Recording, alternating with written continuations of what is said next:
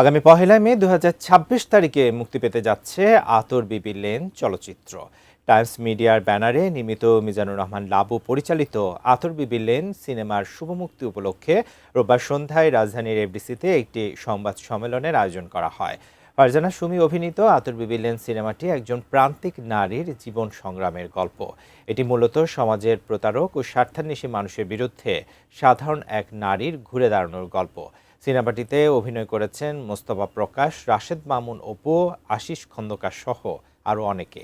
অনুষ্ঠানে Times media স্বত্বাধিকারী ফারজানা খাতুন লীলাবাই নামে আরেকটি চলচ্চিত্র নির্মাণের ঘোষণা দেন এবং সবাইকে সঙ্গে থাকার আহ্বান জানান।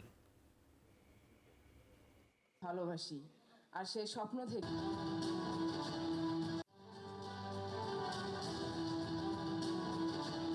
পহেলা মে আতর বিবি লেন সিনেমাটি সারা বাংলাদেশে একযোগে আসছে।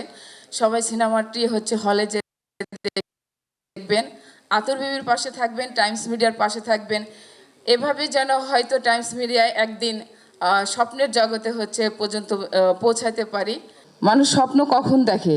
যখন সে বাস্তবায়ন করার পরিকল্পনা ভাবে এবং সে মনে প্রাণে ট্রাই করে, বিশ্বাস করে আমি সেটা পূরণ করতে পারবো।